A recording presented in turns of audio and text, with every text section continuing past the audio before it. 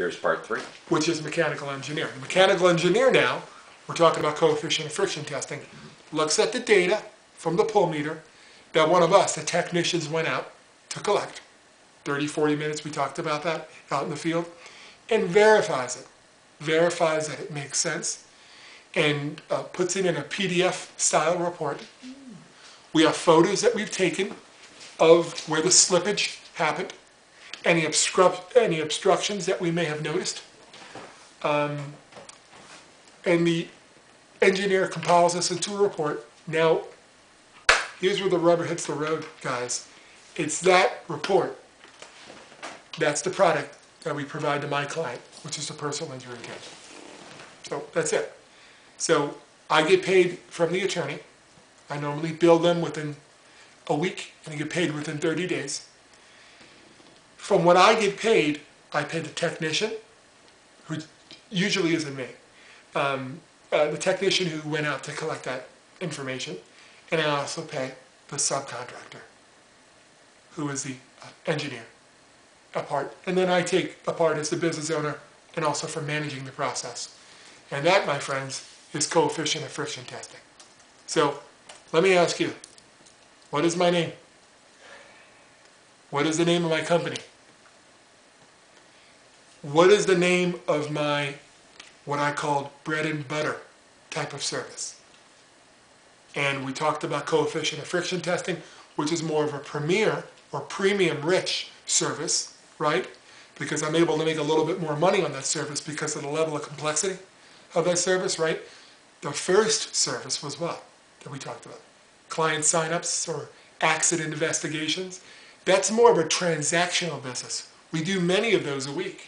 Pays well, but not as much as the occasional coefficient of friction testing service, which pays very well, but we don't get as much of that business as you might expect. It's not necessary. The attorneys don't order that for every slip and fall case that we're involved in. They order it when they feel it makes sense. Perhaps when it's a larger case that they're going after to help, as Steve said, in the discovery process, to accumulate evidence to support the attorney's client's right case that there is truly an at-fault relationship, a plaintiff versus defendant relationship surrounding this information. Great. Here's black belt. Why is it black belt? The black belt group. You see that? You see a silhouette kind of guy there who looks like a guy kind of kung fuing or karate.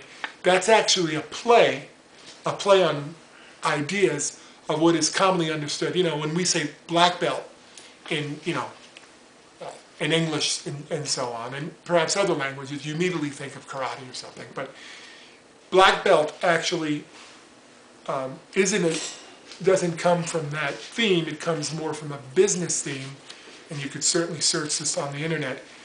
Search 6 Sigma black belt, and that represents a level of certification that I have that has nothing to do with the physical kind of kung fu thing, the martial art, but has to do with business process and performance improvement. You can learn about that on the internet. And then, of course, I put the silhouette because of the association and to have a little fun. And again, here on the back of my card, I have what I would consider the 5 service deliverables that the black belt, thank you very much, Steve, black belt group offers. You're going to see there, number 1, accident investigations. Number 2, client enrollments. And they're kind of linked, right? You investigate an accident, and maybe the client wants to sign a retainer with that attorney. You also see coefficient of friction testing. We talked about that. We're only going to briefly touch on the last 2. The guerrilla marketing and administrative concierge. Hey, look at the word guerrilla there. Right. Is that spelled incorrectly? No, that's spelled perfectly. It's like the little guys who are fighting a small war. That's a very good... Guerra. Interesting. Guerrilla. I'm going to leave that up for you to discuss with your teacher on how that word is used in our language. Also, how gorilla, a different word, is spelled to represent the animal. And why I would spell gorilla that way and use it, as Steve said, in this context. Right. And lastly, we had accident concierge. I'm going to leave that up for discussion.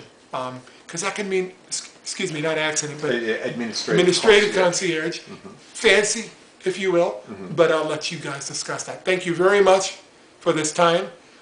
We rambled a bit, but I'm a little rusty, and I'll let you teach and talk to you about that. This is good. Take care. Thank you.